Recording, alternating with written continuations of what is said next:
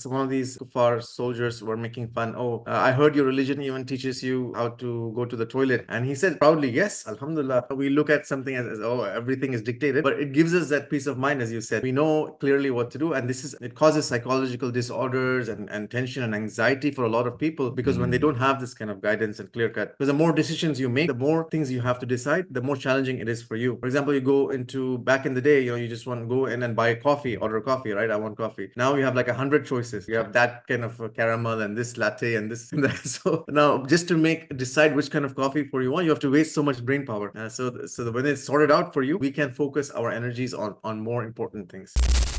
Rasulullah is the most emotionally intelligent person to have walked the planet. Even a non-Muslim expert, he mentioned that usually people are excellent in some aspects of emotional intelligence, but they might have some gaps. But Rasulullah, he's in all aspects. If you study Sirah, then you will see that Rasulullah would adjust his personality as and when the situation needs. So he was like the perfect mix. ولو أن أهل القرى آمنوا واتقوا لفتحنا عليهم بركات من السماء والأرض. Bismillahirrahmanirrahim. Alhamdulillah wassalatu wassalamu ala Rasulillah wa ala alihi wa sahbihi wa man tabi'ahum bi ihsanin ila yaumiddin. Assalamualaikum warahmatullahi wabarakatuh. Wa alaikum salam wa rahmatullahi wa barakatuh. Brothers and sisters, welcome to the Barakah Effect podcast, the podcast where we discuss how to make the best out of our productivity, career, parenting, family, religion, and life, and how can we achieve extraordinary success in dunya and akhirah. Today's topic of discussion is nurturing emotional intelligence, which is based on the book of the same title. And for this episode, our guest is the author himself, Brother Muhammad Javed. Ahlan wa sahlan, Brother Muhammad. Jazakallah khairan. Glad to be here, Brother Faisal. My pleasure.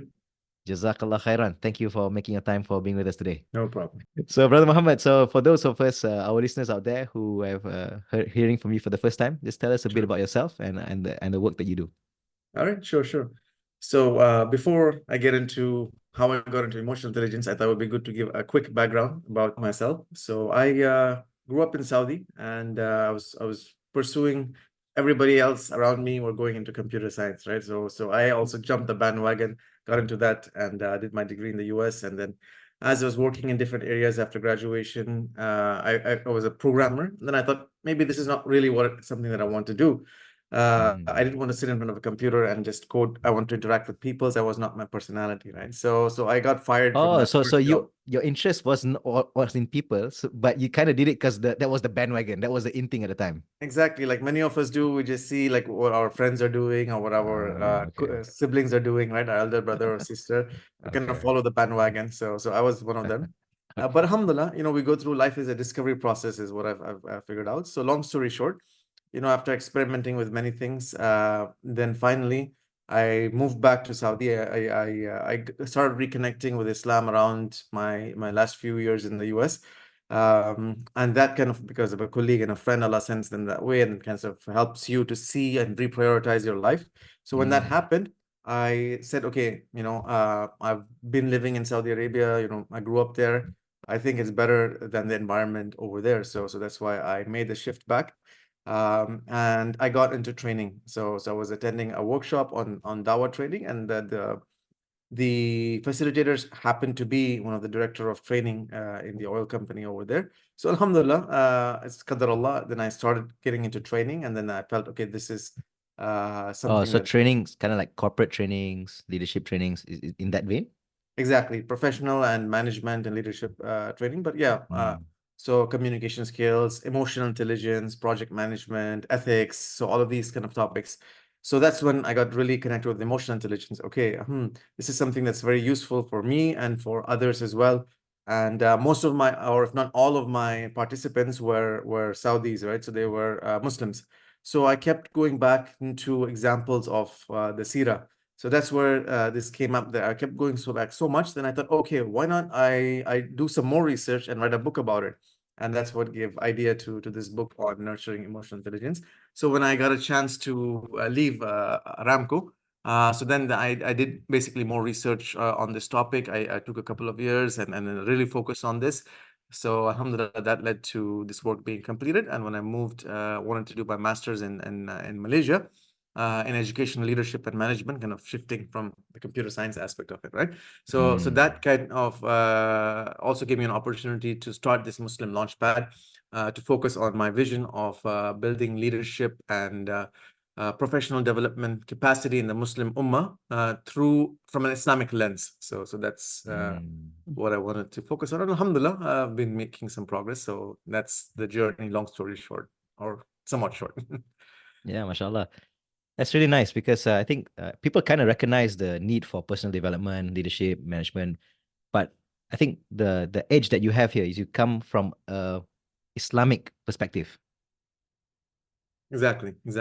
So if we look at it, one of the things that's been a challenge is if we rewind back, there's a book called Clash of Civilizations. You might have heard of it from Samuel Huntington. It's a very famous or popular book, especially, yeah. And in that book, he mentioned one important thing that about the Muslim world. One of the things that happened in the modern context, right, as we were shifting away from the Uthmani Empire and Ataturk, starting with Ataturk, they equated modernization with westernization. See, so if you have to be modern scientifically and technologically and all of that, you have to copy the Western way of life. You have to eat like them, you have to dress like them, you have to think like them. So that kind of made us disconnected from our Islamic past, right? Our political system became un-Islamic or copying the West, we drink, the way we interact. So all of that became a byproduct of just copycats, right? So instead of being original and instead of being tapping into our own civilization and history.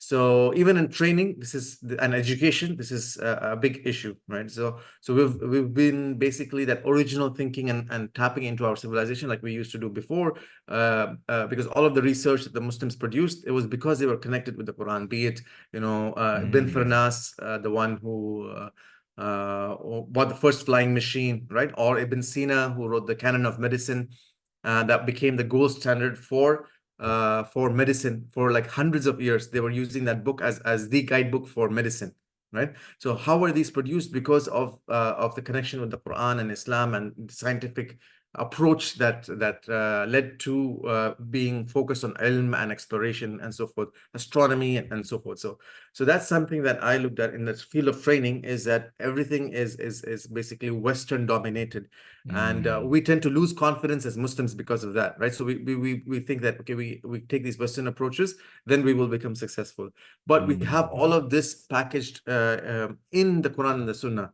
So the challenge is, how do we unpack that to the modern context, let's say in the field of training and development or education and so forth, and bring it in a way that we as Muslims can implement that to address the solutions of the society for modern day society and so forth. So that's kind of like the I guess philosophical approach, or you can say methodology behind what we're trying to do. Mashallah, that's amazing. You know, when you say this, it's like deja vu because our first episodes of the Barakah Effect, this is the kind of exactly the same thing we said. Remember that, brothers Aziz and Riza? Because, for example, there was a comment that was saying there's some themes that we read inside like modern self-development books. Say it's True. like something like 7 Habits of Highly Effective People, Yeah. or Start With Why, Simon Sinek. And so I think I remember Aziz wrote about this, right? Remember Aziz? Somebody asked you that, do you think Simon Sinek engineered the book Start With Why based on the hadith Innamal A'mal Binniyat? Remember that? Yeah. Yeah, So very interesting point. Exactly. Yeah. So when you read those, that's exactly goes back, the focus on Nia and so forth. Mashallah. It's you yeah, never know, right? Because they do a lot of research in different cultures and things to get their inspiration also. yeah, Yeah, especially Islam But and for Eastern them, they need cultures. to do so much trial and error, right? Yeah. We have the book, but yeah, we have it here.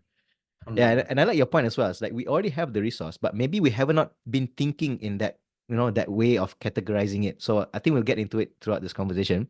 And I think Sure. I like your point also, as I said, like some of the great discoveries that were made in the past were on the framework, on the mindset, the lens, and the attitude of the Quran Yeah. and Sunnah. So that was True. like, I think it's in another observation I've seen is that, like when you say the Western framework, I think maybe a lot of us don't even realize that we're actually kind of thinking in that way, in the first place. So Yeah. realizing that that box even exists, that's a kind of Exactly. a difficult first step to get through. It's like a paradigm shift, actually. Yeah. Yeah, yeah, absolutely, absolutely.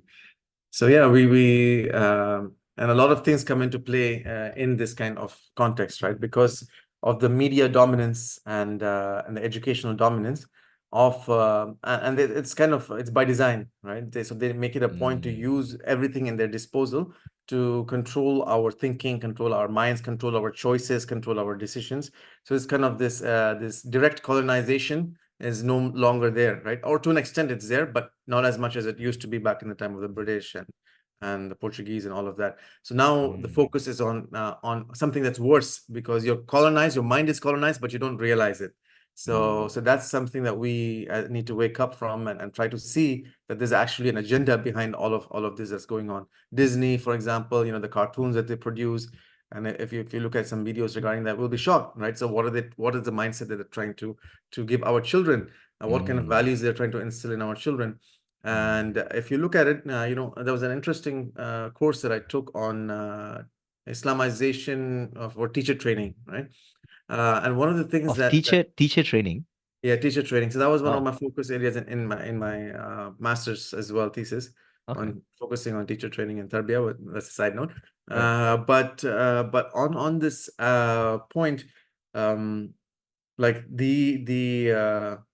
so now it's more people are more aware of this trend, right? Because of the whole LGBTQ thing. Now it's direct in your face, right? So they're trying to promote these Ah, values in Disney, like many of Disney things. If you look at it, they're right. trying to promote even cartoons where there are like two fathers or two mothers, and if you see like Western education, this is becoming more and more prevalent in children all the way from kindergarten. Right from Mm, kindergarten, they're trying to instill these things in there, but this is not something new. This kind of thing has been going on for a long time, more in a more subtle fashion. But now it's mm, just become more apparent. So people are, waking up. It's like, oh, subhanallah, what's going on? And I just heard a story. Was it yesterday? Day before? I met a Palestinian brother, a Gazan brother, who was running a charity in Turkey. So he was visiting Malaysia, and he was telling me his friend was in the West in one of these European countries, and uh, and in the COVID time, you spend more time at home and so forth. So he was sitting in some of the classes of his children, and the kind of things that they were saying, the same kind of things, this LGBTQ, they were teaching to young kids like 6-year-old or 5-year-old or something like that. And then he was like, Subhanallah, I need to get out of here. So the second he could, he just like, packed his bags and left the country and moved to a Muslim country. So, but of course, through the internet, these kind of things are going on. So yeah, as you're absolutely right. We need to be aware, first of all, that this is going on. And then second is like, how can we apply "Qu anfusakum wa ahlikum nara," protect yourself and your children and your families from the fire. So that is a realization of this ayah, basically. A practical manifestation of this ayah is how we can safeguard ourselves, our families, our communities from this kind of ideological assault that's going on at the moment. mashallah. Beautiful. So, just side note, we just joined by Brother Reza. Ahlan. Inshallah. So, mashallah. Okay, so alhamdulillah, that's great. Now let's get right into the discussion about nurturing emotional intelligence, inshallah. Sure. Um, so let's just start with the basics. What is emotional intelligence in the first place? People speak about it all the time, right? And then I think if you contrast this, for example, in the early days when we were growing up, in the school days, the hype was always been IQ, right? Yeah. Intelligence quotient, and then there's an EQ. So what is EQ to begin with? Okay. Well, I don't like technical definitions too much, but let's say practically, emotional intelligence, I would say, is if your feelings or your emotions are in the driver's seat versus if you put yourself in the driver's seat and put your emotions in the back seat. Yeah. So Ah, that's a way of okay. contextualizing emotional intelligence is like, do you control your emotions and drive where your life is going, or are your emotions in control of you and taking you wherever they want, right? So that in essence describes emotional intelligence. But I would add something that's not the entire emotional intelligence by itself. There's more to it. So there are some different dimensions that, because most people equate emotional intelligence with your ability to regulate your emotions, right? To control yourself, control your anger and other emotions. But beyond that, emotional intelligence that has internal and external factors, right? So internal or intrapersonal, you have self-awareness, self-motivation, self-regulation, as well as self-purification in the Islamic model, right? Your tazkiyah, your purification of your heart. And then in the external, you have social skills and empathy. So these kind of dimensions give you a whole holistic picture of what emotional intelligence, and inshallah, we'll unpack it more as we go along. Mashallah. Just before I read your book, I remember a few months before that, I came across an article on Harvard Business Review, HBR. True. And the title of the article was Emotional Intelligence Has 12 Elements. And it's interesting when they broke up these 12 elements, it's actually they categorized it to four. There's a Yeah. self-awareness, self-management. Oh, you came across the article before? Yeah, I think I've Mashallah. So there's self-awareness, self-management, social awareness, and relationship management. True. So then when I came across your book, so mashallah, you broke it down, and there are the five elements which you mentioned. And so it's as you mentioned just now, the self-awareness, self-regulation, self-purification, social skills, and self-motivation. Yeah. Yeah. We'll put it up on the screen for our viewers to see, inshallah. Inshallah. Now, it's an interesting observation, though. I did observe that in your categorization, almost all of them are actually starts with self, right? And it's interesting, like when because we work I work as an engineer in the oil and gas industry. Right. And normally when people speak about EQ, people always speak about things like leadership and interactions with other people. It's always focused on the external side, how you True. can make the best out of your relationships. But now when we take it back a step back here, which is your emphasis on because the emphasis of the book that you're writing here is from the prophetic path, right? The way that Islam teaches us. And now the majority is actually about the self. It's about the self first. Can you tell us more about this? Like, where does this stem from, and how does Islam view this importance of self? Yeah, it's a very good question, Brother Faisal. The example that I usually give is of the iceberg, right? So I know maybe in Malaysia we don't see many icebergs, but if you look at the picture of an iceberg, what do we see?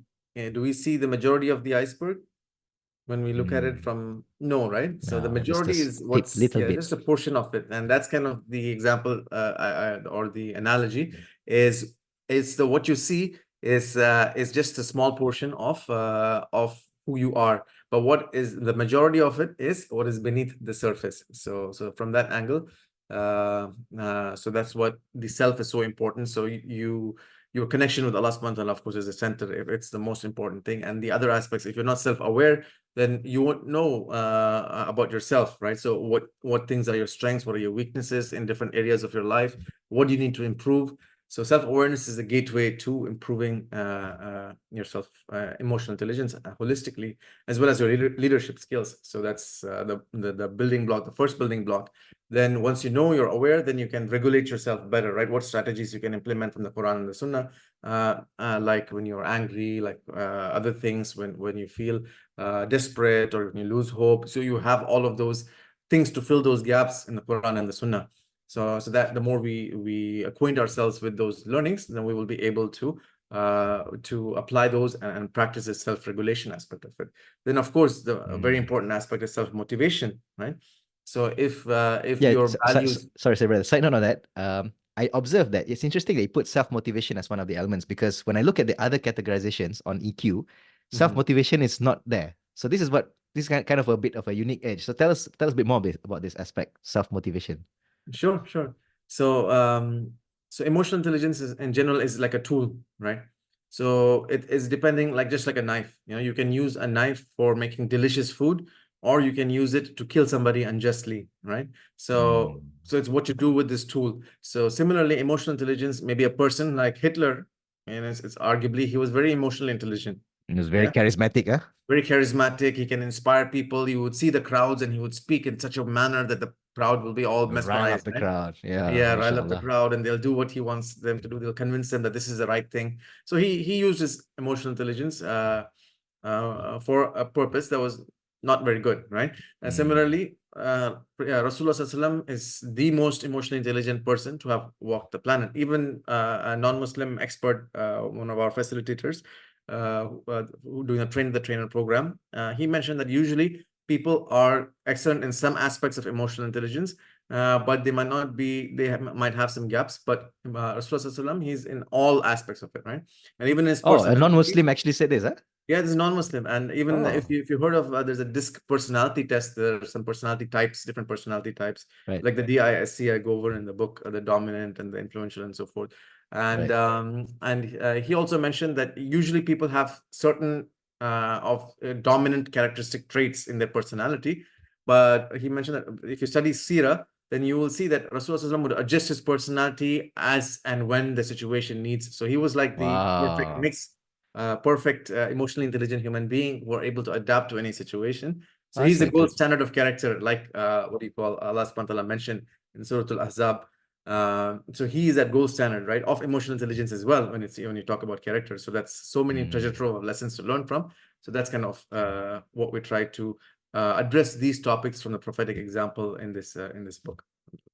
mashallah. There's a lot to unpack there.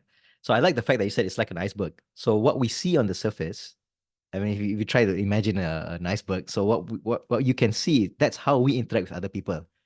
But Yeah, the point is, and then the majority of it you cannot see. That's what makes up your values, and that's all the self part, right? The self regulation, the self motivation, yeah. all the other aspects. And I think this is an interesting point because I remember reading about this Seven Habits of Effective People. I believe the introduction was about inside out. So, Mm. and you read the book, right? So I remember the author was like criticizing how a lot of leadership books they focus on the external part, the more Yeah. superficial part. So when we Mhm. speak about like emotional intelligence in leadership, people speak about how you should speak and how you should like eye contact, very superficial things. But Yeah. because you're not grounding it on principles and values, it's not sustainable. Yeah. You will be exposed. Mm. You're not doing Exactly. this for the right reasons, like you said. You're using the knife for a different reason. Yeah. Very true. Very true. Good observation. Yeah. Uh, So if it's the credibility is a huge thing, right? What made Rasulullah Sallam was he was that Amin, Sadiqul Amin, right? The trustworthy one before even he became a prophet. So that shows yes, the yes. importance of credibility in leadership, and credibility is not something you can fake, right? You can act however you Mm, want, but it like the example I give is when you're constructing a building, yeah. right? So how long does it take to construct a building, right? From the planning and the procurement and then the building and all of that, maybe a few years. But let's say an earthquake happens or you want to demolish the building, how long does it take to demolish that building? There you go. So just Just like maybe, that, blink of yeah, an just eye. like that, it can be gone. So your credibility is like that. It may Yeah. take a long time to build, but one lapse in that moral character, and then the whole building collapses, and it's very hard to build it back again. Reconstruct that building is going to take much uh, longer than the first time when you built it. So Mm, that's the importance of credibility. mashallah. I also like the point you said it's like a knife. I remember Aziz, you shared the book How to Win in Friends and Influence People, right? By Dale Carnegie to your Yeah. friend. Yeah. And I remember your friend's response. It says this book is manipulative, right?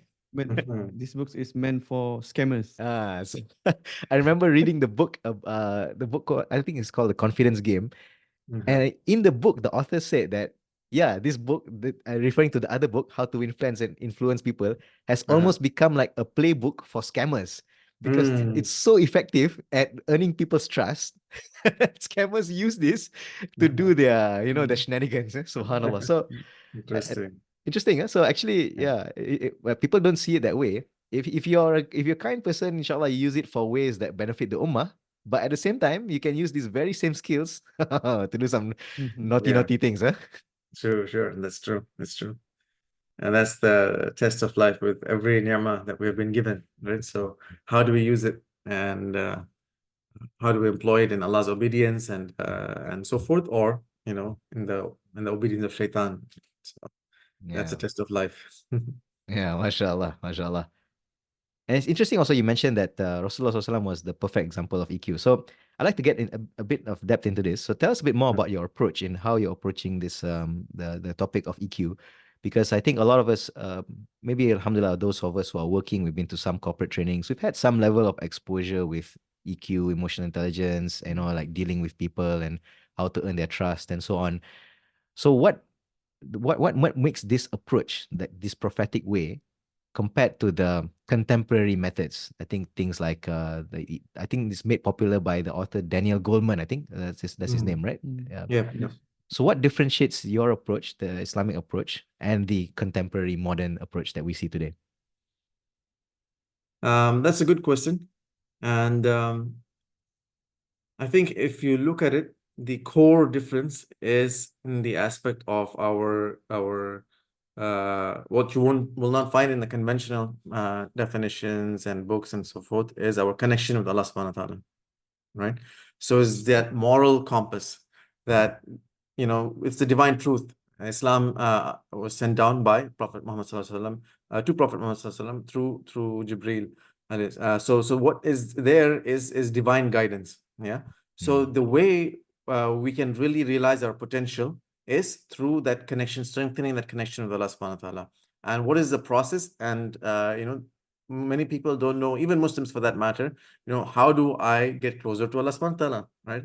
Basically the knowledge is there, but is there a step-by-step methodology, a process that we can follow, like a training we can take or so forth? So that kind of I guess methodology is not clear to many people. So that's one way where it's different, where I try to kind of break that down and make it simple, that these are the steps that you can take, these are the processes that you can take based on authentic hadith and sunnah, authentic sources that and scholars, what they have said on how we can build a roadmap to get closer to Allah subhanahu wa ta'ala. Now when that and the connection is strong, it impacts each and every other aspect and dimension of emotional intelligence, right?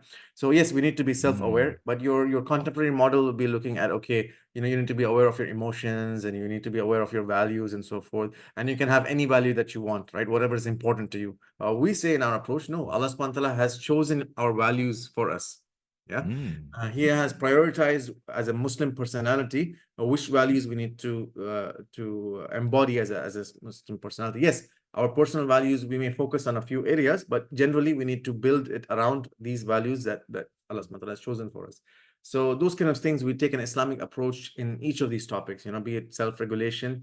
So we may just look at generally, self-regulation. What are some strategies to control anger? Do this, do that. There might be just like, think about what this problem might be 3 years from now, 10 years from now. Will you really be so angry about it, if you fast forward that long? Okay, it's a useful strategy, right? But with that, combine that with divine approach, so that's even better, right? So how do you channel each of your emotions in the pleasure of Allah subhanahu wa ta'ala? So that's what we look at in the self-regulation, right? So for example, it's about impulse control as well as emotional control. Yeah. For example, there's somebody, for the men at least, there's some, we go to KL downtown and there's some woman walking by the street. Do we act on our impulse and what generally men do, or are we able to regulate our impulses in the pleasure of Allah subhanahu wa ta'ala? So that's a test in life that we try to learn that, okay, everything is a test. Our emotions are a test. Our impulses are a test. And are we obeying Allah subhanahu wa ta'ala and channeling that emotion or channeling that impulse in the pleasure of Allah subhanahu wa ta'ala, or are we following our nafs and the waswas of shaitan and going in that direction which displeases Allah subhanahu wa ta'ala? So we connect all of these topics back to our role as Muslims and the bigger context of battle between good and evil, between following the divine guidance and between shaitan's distractions and waswas to get us away from the straight path. So that's what I think differentiates this approach from your conventional approach to emotional intelligence. I like that. I think you mentioned this one, taking this divine approach. I think what philosophers call it something like objective morality. Is having this clear-cut black and white. How, like, basically it's the Furqan in the Arabic word, right? How you differentiate between good and evil. Because I think what people don't realize is if you contrast this with the Western approach, what they do is they will come up with their set of values and principles. Some of them, maybe subconsciously, it could have been derived from, say, okay, like the vast majority of the West, they claim they're Christians, right? So maybe some of them could have been derived from some Christian values, maybe. But at the same time, the psychologists, they will come up with their values based on research, empirical research, right? And so sometimes you'll have findings, and with science, sometimes you will find findings, and 10 years down the road, they will disprove the previous findings, and so on and so forth.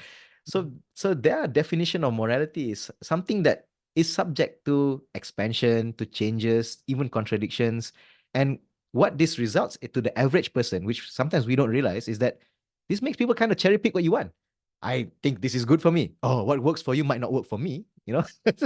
But Yeah. I like the word you said that Allah choose the values for us.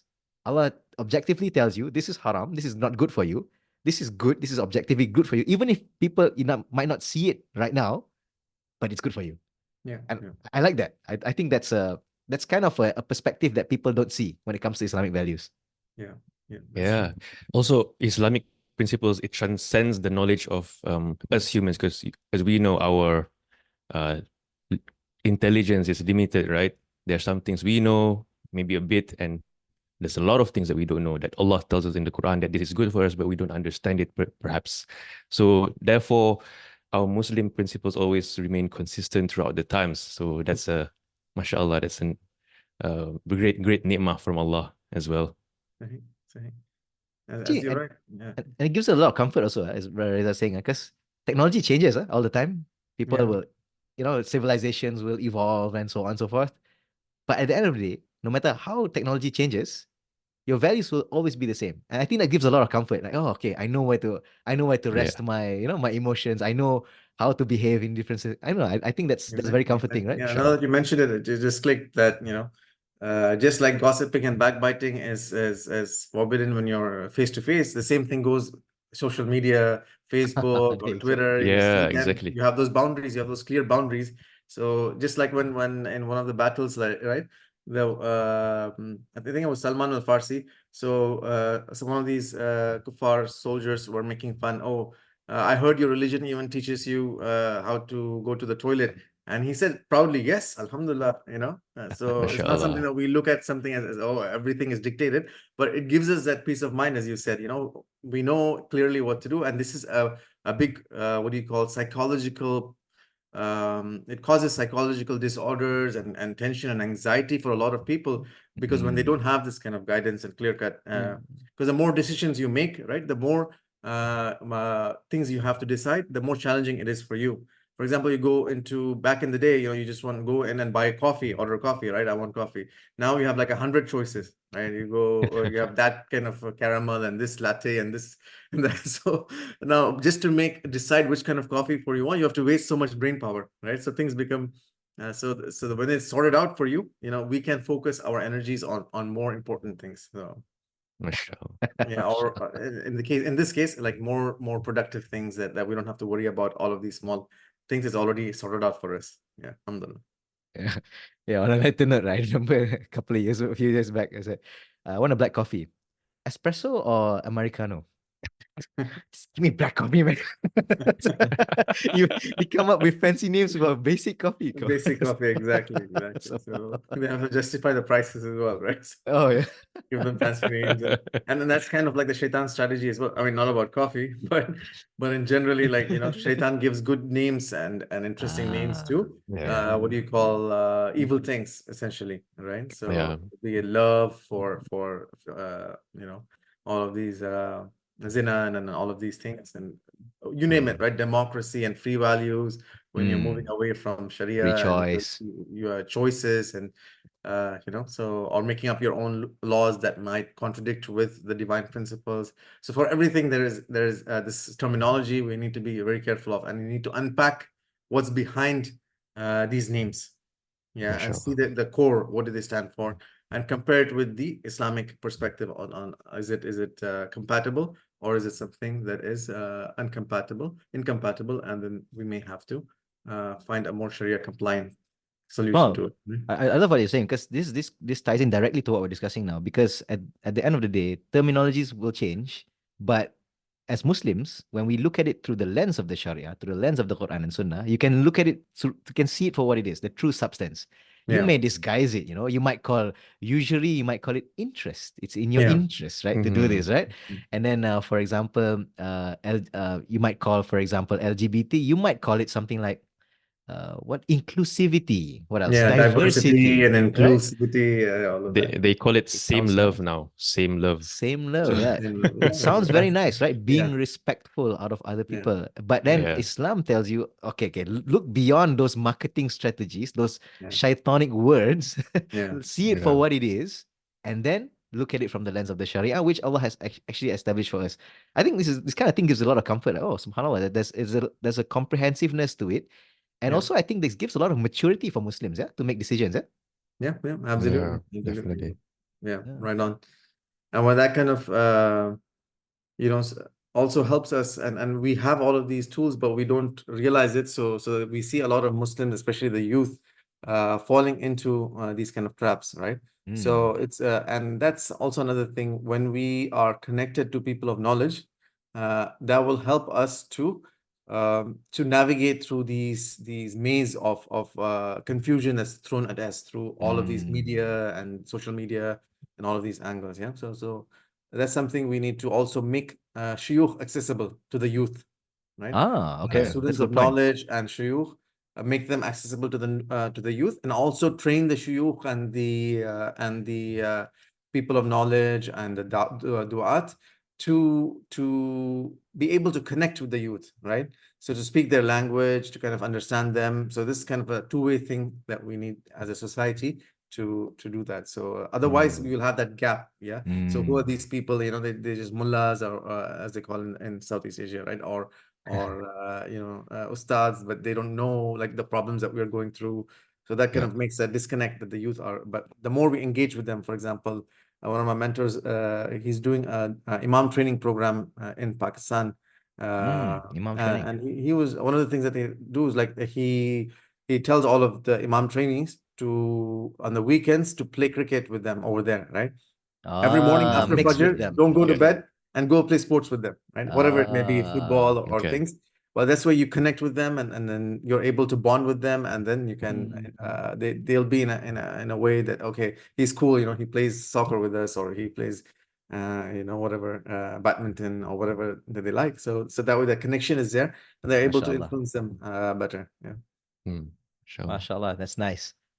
Wow. You know, I just this triggered something. I just heard a podcast recently. Similar. It was it called an Imam Development Program. Hmm. It was run by a South African Sheikh, Bilal Ismail. Have you heard of him? Yeah, yeah. Amazing stuff, subhanallah. And the kind of things that they do, like to make sure that they have these programs on how imams, they're like, what do you do between Dhuhr and Asar? Sleep at home. No, I don't want the kind of imam. I want the imam plus, the super imams, mix with the communities, do some extra work. These are the tip-top imams, So I Mashallah. think it's interesting, like when you relate it back to this, uh, how you mix with people, it's for the grand purpose of something greater, right? So the connection with Allah. And so I think we have to see, I think when we learn it from this perspective, it gives meaning to what seems like very mundane things. It looks like kind of playing cricket. Come on, Imam, you don't have better things to do. Yeah. But there is a That's right. long goal ahead there, right? Yeah, MashaAllah. yeah. Yeah, I mean, we need to connect with the communities. That's what's important, right? Connect with the youth, connect with the communities. You need to solve their problems. Yeah. So part of emotional intelligence is empathy and understanding the other person, the other perspective, your audience.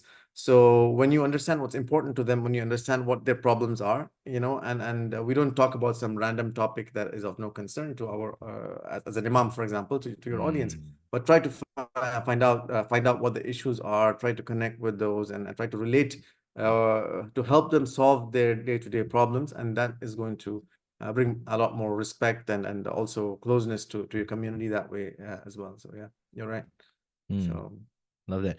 that's what Rasulullah also did, was he gave practical solutions, right? He just didn't tell them do this and do that, and don't do this and don't do that. Yes, those are there, but he also tried to give practical solutions where possible. So that's something we also need to do, is like we need to solve the problems and not just like say, "Khalas, don't do this, don't do that." So if you, for example, tell the youth that you don't, girlfriends are haram, you can't take girlfriends or boyfriends, and this kind of dating thing is not within the boundaries of Islam. Okay, then give them solutions. Okay, get them married early, right? Like some of our shuyukh have done. So these kind of, but don't make things difficult for the people, but make things easy. That's a part of yassiru wala tu'assiru. So make things easy, don't make things difficult. That's a part of our deen. So this is something that we also need to take into and put our culture aside for a little bit and look at the bigger picture of our youth, right? So our culture says you may need to have a house, you may need to have like a high-paying job, whatever, graduated your university before you can even think of marriage. But then we need to look at the bigger picture. And in some countries, it's so much, the dowry is so high the mahar is so high that, example in the Gulf, right? So they can't even get married in their 30s. They need to save up so much money just for the wedding and all of that. So that kind of Yeah, I heard makes, some ridiculous amount, like what was it? What 40,000 some USD or some stuff like that, like yeah, in it's some parts of the Middle East. in some part of the middle. Yeah, yeah. Even in India, it's the other way around. But you have some of the practices that are taken from the Hindu culture, and so the girl has to The give girl to the pays the mahar, right? Yeah, I mahar. heard about that. So yeah, Mm. those kind of things are there. So, but yeah, but in Mm. general, the principle is make things easy. So that's also the prophetic way. And one Mm. story that I like to share in some of my trainings is that of a young boy. This guy was in Medina, and he was passing by an Ansar's date palm garden. Yeah. And he was so hungry, right? He had probably not eaten for a while. So then he took a stone and he threw it in, and then some dates fell down. So he picked them up and started eating them. And the Ansari, he found him, he caught him red-handed. Yeah. Right. So he took him, grabbed him, and took him straight to Rasulullah Sallallahu Alaihi Wasallam and said this boy was doing this and that, and so then what do you think Rasulullah Sallallahu Alaihi Wasallam did? You know, so it's a lot of hikmah that we can extract from that. So did he say that, okay, you are stealing, let's put the had on him? No, that's not what he did, right? So he first asked the boy, yeah, oh boy, why did you do that? And what did you do? So he said, Ya Rasulullah, I was so hungry, that I hadn't eaten, and that's why I did that. That's why I threw the stones, and it fell down, and then I ate them. Right. Then he said, next that, next time, just what do you call, if it's already fallen down, then you can eat them, but don't throw stones and make them fall down and take them. Yeah. Okay. So this is number one. So he didn't jump into conclusions, right? He first asked the boy. Just because one person is an elder Ansari, he didn't automatically assume that the kid was the one who was mistaken, right? So that's an important lesson as well in terms of justice and adl, especially with children and any setting for that matter, colleagues and our superiors or inferiors, or those, sorry, our subordinates. We need to have that adl, that look at both sides of the story. And another thing is that in terms of he gave solutions, right? The kind of point I was getting to earlier. He didn't just say, okay, don't get the dates from there, but he said, okay, if it's already fallen down, eat it. So when we're telling them not to do something, give them solutions, and it not end there. Next, he put his hand on the boy's head, and he made dua for him to put barakah in his life and so forth. Oh, mashallah. So subhanallah, and that boy was blessed from then on. So that shows compassion and empathy and love and care, right, to our subordinates, to our children, and so forth. So this kind of approach, in one example, you have, mashallah, so many things that we can learn from. So this is kind of what I try to do, is like look at these kind of incidents and see what lessons we can learn from an emotional intelligence perspective on Ah. our interactions and internal as well as external aspects of it. Yeah. Mashallah, that's amazing. Even that one example alone, you can actually unpack a lot of different emotional intelligence, like power tips, right? I think like Yeah. Yeah. being patient, controlling your, because I mean, if somebody's stealing, like if maybe a typical guy today go haram, you start Exactly. punishing the guy or something like that. But Yeah. here, being patient, regulating your impulse control. I think you mentioned that once, and having the patience to listen, like trying to find out more what's going on, and Yeah. then giving the right, still being just about it, and then giving the right, and then making dua. So I think small that there's a lot of things behind it. Establishing the trust, the compassion is there. So it's not Yeah. just about whipping out, dishing out the judgment and then class, Bismillah, all the best, right? So Yeah. that Yeah. small that there's a lot of stuff to that, and I'd like to get into that aspect, which we spoke about. But also, I think another aspect that you're highlighting, you're fleshing out here is that the beauty of seeing the whole emotional intelligence as a holistic picture, which is Mhm. centered on our connection to Allah, is that even the way we interact with other people is that mindfulness on how this will please Allah. Yeah. Yeah. When I speak to you, how will this be something? Because akhlaq, I think even non-Muslims will learn about manners, right? But what drives Muslims to have good manners, good akhlaq, is how Allah will judge me on the day of judgment. I think that's very powerful because that puts a very genuine sense where you're having adab for people, and it's not because you're doing it for a show. It's not because you're doing it because of a customer, because of wanting more business or networking or getting promotion. I think this Yeah. kind of thing people people don't see this aspect, this depth of the what's our basis of akhlaq. Exactly. I think that's a very good point, mashallah. So innamal a'malu binniyah, going back to our intention and our connection with Allah subhanahu wa ta'ala, that when we start working on our taqwa and so forth, so we try to gauge all of our social relationship as an opportunity for earning ajr, for connecting with Allah subhanahu wa ta'ala, by even worshiping him for that matter. It's a form of ibadah when you think about it that perspective, right? Am I doing this to please Allah subhanahu wa ta'ala? Or is it just for some dunyai reasons? So, and you will be rewarded accordingly as well. So that kind of realization, subhanAllah, will change the way we interact, and will give us peace of mind as well. So we're not just trying to just please everybody, and compromising our values. Our boss tells us to fudge the numbers a little bit to make the numbers look good for the VP meeting, right? So we have boundaries on that. So we are able to be more courageous that way as well, right? That's true. So that way it builds Yes. that courage and in our decision making. So we don't worry about, okay, of course it's there, that kind of concern is there. Okay, what if my boss fires me, right? So I don't listen to him Right. in this aspect, and what if he fires me or she fires me or something, right? So that kind of fear is there, but we look at the bigger picture, right? Once we work on that who is this boss's create, who controls everything, right?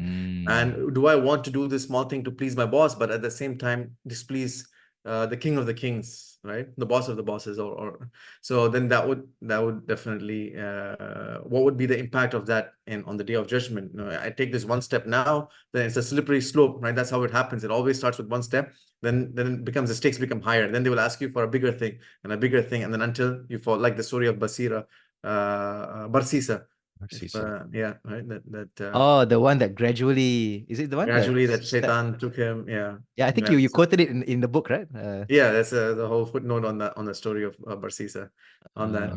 So that's how Shaitan works, step by step, right? So first, this person, this monk, this Abid, he was he didn't even, so when these brothers wanted to go for jihad, then they took their daughter and told them, you have to take care of us.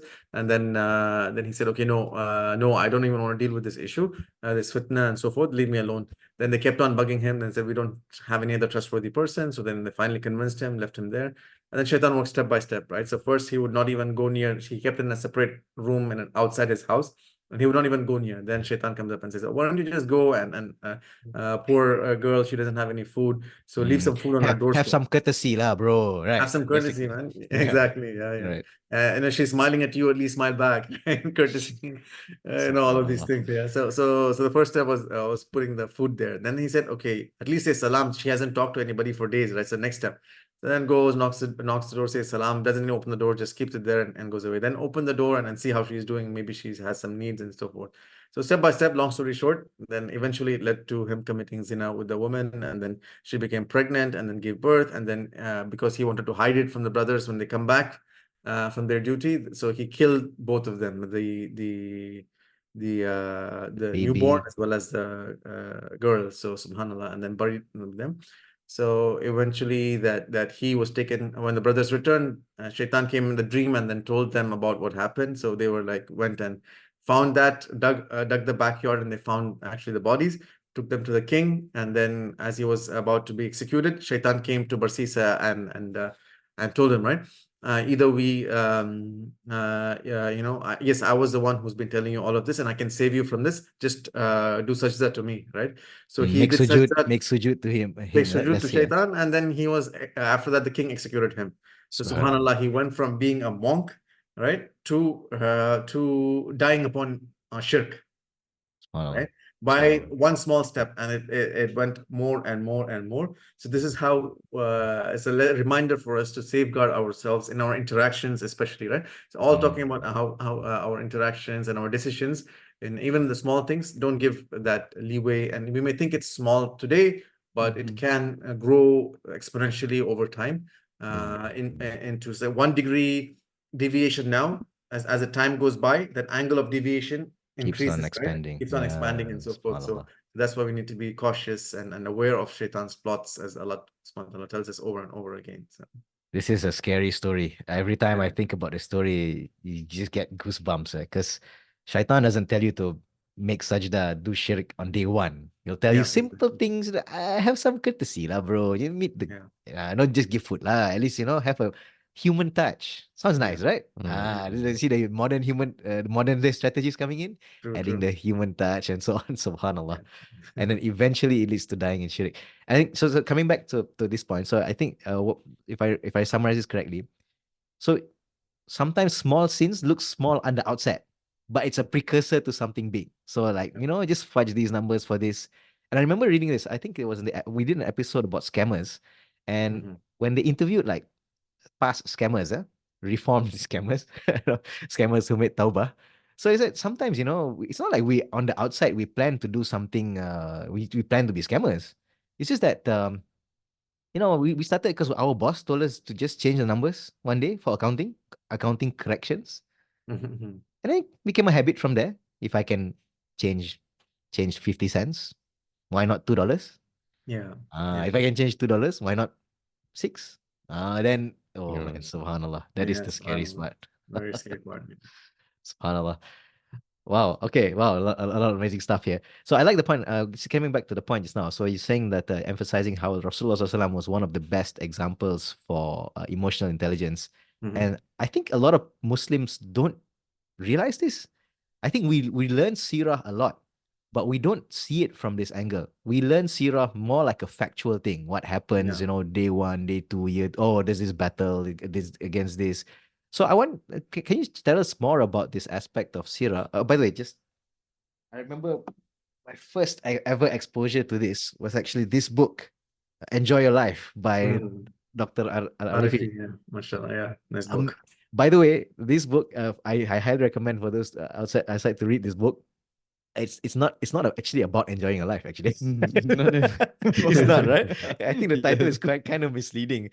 I Mhm. think the book is actually about how the emotional intelligence mastery of Rasulullah SAW and how he dealt with different aspects of society, right? How he dealt with children, how he dealt with old people, how he dealt with women, how he dealt with even his enemies. Beautiful Mhm. stuff. So I thought when I read this book for the first time, that opened up my eyes. I'm like, wow, subhanallah, I never read Sirah in this way. So Yeah. Brother Muhammad, tell us more about this approach and like how do we learn Sirah in a way that we can appreciate the amazing emotional intelligence of Rasulullah SAW? All right, yeah. So that's a excellent question, right? So that's an exercise that I went over and over again in terms of preparing for this research for this book as well. And one of the things is just to revisit history from that angle. So go back to studying Sirah, not just Sirah, Islamic history as well. And if you look at it, like you can read it from different perspectives. So you can read it from a religious perspective. You can read it from a political perspective if you want to take that angle and get lessons from politics and so forth. Or you can get it from this perspective as well in terms of interactions and emotional intelligence and so forth. So the study of Sirah should not stop in one cycle. That you take a course on Sirah or you read one book on Sirah and you stop there. Yeah. So the key is to keep revisiting the Sirah. Because I think it was Hassan or Hussein, one of them used to say, or one of their students used to say that we used to study Sirah like we study the Quran, right? So we used to visit the Sirah over and over again, or the Sunnah for that matter. And we used to study it and reflect on it and so forth. So strategy number one is to go one cycle of the Sirah. A book like I highly recommend is Dr. Ali Al Salabi's Sirah. It's a 3-volume series. It's available in English as well. And This mashallah, the was book, the Noble Life of the Prophet, I think. Is that the I one? believe so. Yeah, the Noble Life of the Prophet. Yeah. It's a green cover by Darussalam, I think. Yes, exactly. Amazing book. Yeah, mashallah. Really, Amazing book. really. And the thing I really like about it is like after each section, he has a lessons learned section. Yes, yes, yes. So, and those are very insightful, and we can extract lessons from each of those incidents and so forth. And a lot of them are dealing with emotional intelligence as well. So that's one strategy on extracting lessons. Is go revisiting history and thinking from that angle and extracting lessons. Number two is taking advantage of the works that are already there that focus on this dimension, like the one Enjoy Your Life that you just shared with us. It's a very good book, mashallah. There's also other books, and one thing I recommend is an encyclopedia by on this topic called Interactions of the Greatest Leader by Sheikh Saleh Al-Munajjid. And this one, it's about like 850 plus pages, and it documents how Rasulullah SAW used to interact with each category of people, and it's categorized, right? So how did he deal with women? How did he deal with his wives? How did he deal with children? How did he deal with even the jinn? Wow. There's a Wow. topic on that. So with animals and animal rights and everything, right? You will see amazing animal rights 1400 years ago when you read that section. You and also in terms of elites, when you deal with rich people, when you deal with poor people, when you deal with people seeking fatwa or your guidance and counseling. So amazing resource. So that's also something that I revisited quite a bit for writing this book on emotional, especially the social skills and empathy section. That was one of my primary references as well. So that's something I recommend highly. Is that aspect of it. And of course, Don't Be Sad is also a good book where we get many emotional intelligence lessons, especially in self-regulation, right? In terms of going back to Sirah and some good lessons from that book as well. So those are some instances on deriving lessons from the Sunnah and the Sirah. And of course, in my effort as well, humble effort, I tried to do that and summarize that in the trainings and in the course as well. So inshallah, in the book. MashaAllah. Amazing. May Allah bless all of your efforts. I mean, I mean, Jamian. Wow. Yeah, I think it's a really good point. Wow, I'm a bit disoriented because there's so many points. MashaAllah. Okay, yeah. So I like this point. Now we've spoken a bit about the self-regulation, taking Sirah examples. And actually, there's one portion of the book, I think it's in self-motivation, where you even shared some biographies of some great icons and Muslim role models in the past. So so I think so yeah, let's talk about a bit about self-motivation. And Sure. I think this is an interesting point because, as we mentioned previously, this was not highlighted very much in the Western kind of spheres. And I think one of my favorite points, as you mentioned here, also is the path about the delayed gratification. I was first Yeah. exposed to the marshmallow test, right? I was first exposed to this by a lecture Islamic psychology by Dr. Aisha from IOU. Hamdan, yeah. Tell us more about this. Like, what is the role of this? How does this delayed gratification? How does it factor into our lives as Muslims? So the test was done in some children, right? So they gave one marshmallow and they left it there, and they gave a time limit. And then if you're able to wait for, let's say, 2 minutes or 5 minutes or whatever, then you will get two marshmallows. So they were testing to see which children will succumb to their nafs, right, to their desires, and start eating the first marshmallow, or can they wait and last it out their desires until the time limit, and then they can get a second marshmallow, right? And then the story goes that they tracked these children later on in their lives, and the ones that were able to control their nafs were generally more successful, right? In terms of a dunyai sense, and they were able to get more success and have that kind of thing. So that if you study like success studies of success, a lot of them point out this factor, that one of the things is that delayed gratification, that you're able to whether it's financial success, right? You want to spend everything today, or you want to save, you want to invest here and there, then you'll get more financial success in the future. Similarly, if your friends are all going and having fun over there, but you are practicing and you want to be a great athlete, and you are putting your time for disciplining yourself, and then later on, then when they are busy in their work 8 to 5 or 9 to 10 or whatever, then you have the free time, and you have the freedom and money freedom and other freedoms, right? So it's from a dunyawi sense we get it, but the ultimate delayed gratification is the same principle what Allah subhanahu wa ta'ala is telling us, but in a much longer time scale, right? That you control your nafs and your desires in the short term of this dunya, and then like in the long term you will get amazing things that your mind cannot imagine, right? So from every dimension. So that's the ultimate success. So that's kind of what we look at in the self-motivation, is that yes, this principle of delayed gratification, but take it to a whole new level in terms of being akhirah oriented, not just in this dunya focused, but focus on success, the holistic success in the akhirah. That even if you spent all of your life, what is the max that you can get, right? Maybe like 1 acre plot with some nice house and a garden and so forth, right? But in the dunya, in the akhirah, in Jannah, the minimum, right? As we know, that person who will be who'll be expelled from hellfire, and the hadith goes on that he'll be asking for a little bit, getting closer and closer to Jannah. Then he said, "Can I just enter Jannah?" Then he'll be eventually asked for a little bit more, right? And then he'll be given the minimum. So some scholars say the minimum that they will get in Jannah is 10 times what of this earth, the whole earth. So subhanAllah, just imagine that, right? Even if a king, the biggest of the kings, how much domain did they have over this earth? So subhanAllah, you can get 10 times that just for the minimum level. So just imagine the more higher level that you get. So that's what Allah subhanahu wa ta'ala teaches us of that delayed gratification. And once we inculcate that, our approach to life will change as well, our motivations and the way that the things that we are focused on. And we'll be able to sacrifice better, right? So the bigger your vision is, the larger your vision is, the more we are able to sacrifice in the short term to get those benefits in the longer term vision. Yeah, so it will help us have perseverance and sabr with all calamities and difficulties of life as well. So that's something that we can reflect on from that aspect. Mashallah, it's amazing. And I think about this, right? This idea about sacrifice in the short term and then for the long term benefit. So it's like a short term pain for a long term gain to Exactly. that effect. And this is a huge contrast to the way that society is shaping itself with the advent of technology now. Technology now makes everything instant.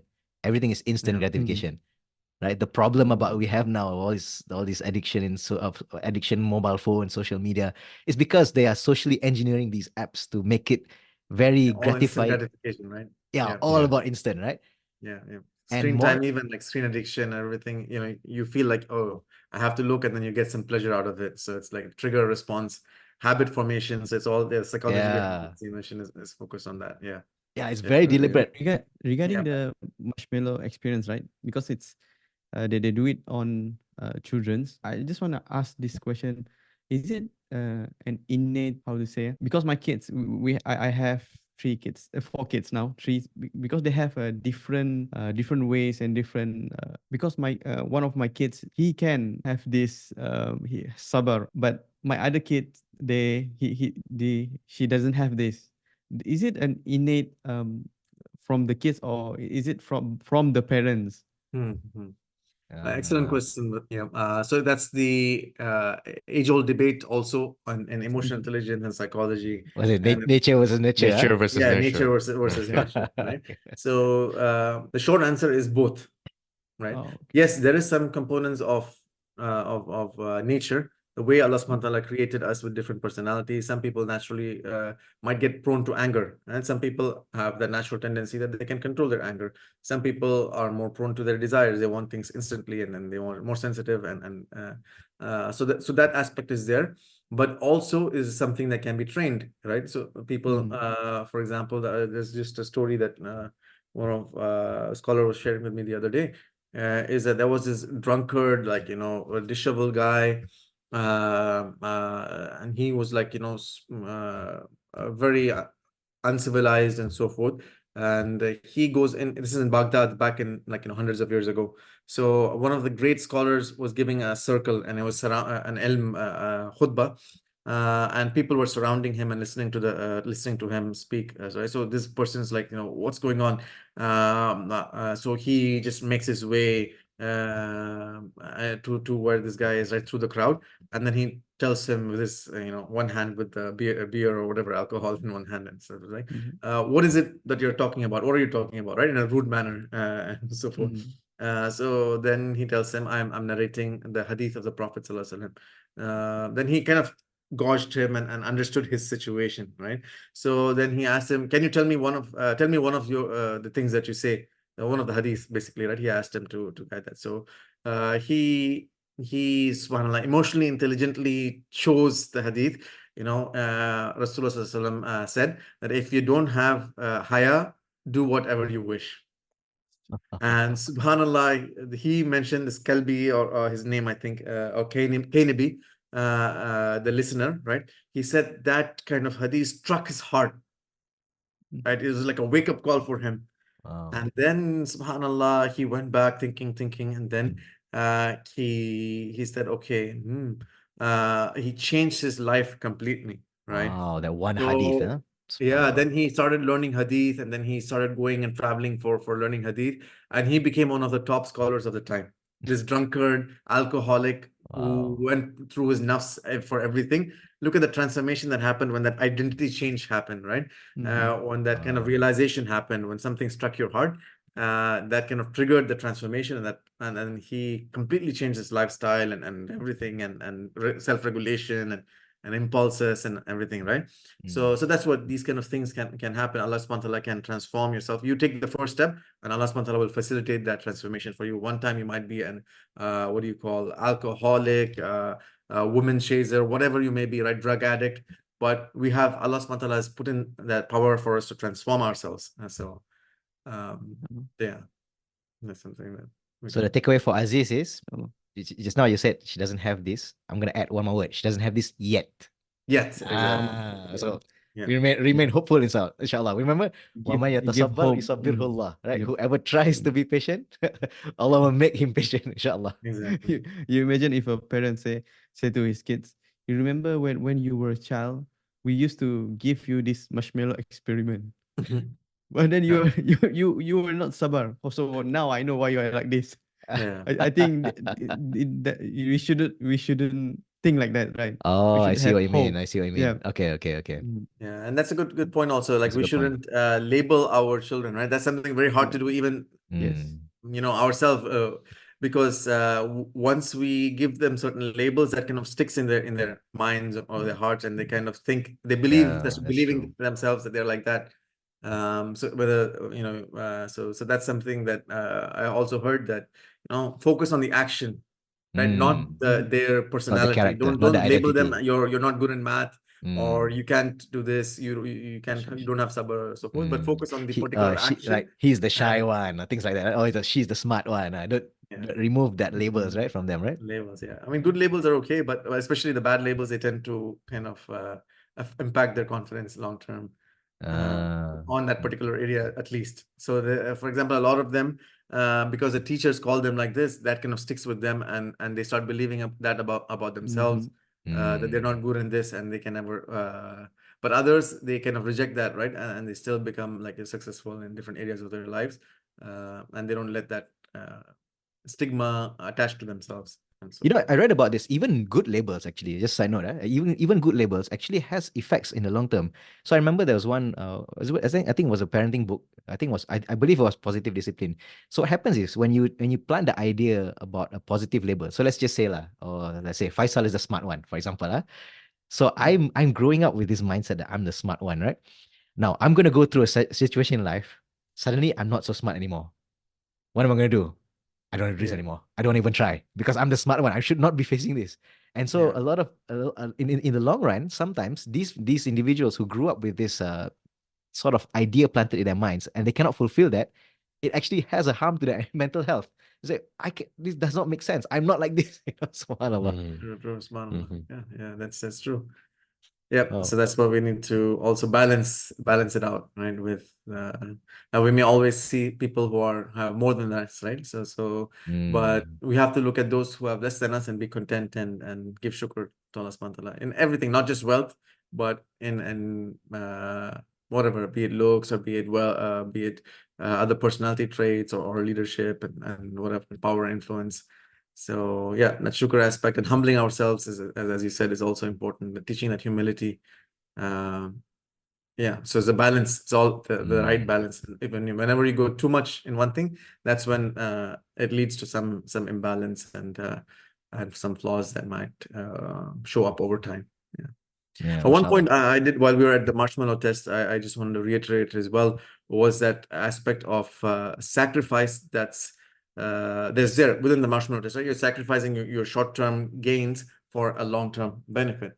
And this is a central theme that I also cover in the self-motivation aspect of the book, is Islam teaches us about this concept of sacrifice, that in all of the things, that's the injunctions. If you look at, for example, the salah, right? You have to, in that particular time, you have to sacrifice your sleep and wake up for Fajr.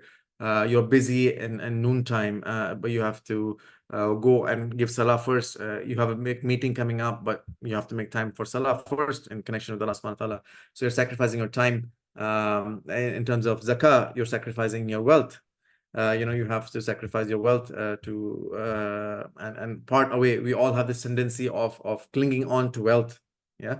But we need to learn to give it away and know that these things are temporary, and Allah's pleasure is more important, than what He will replace it with is more.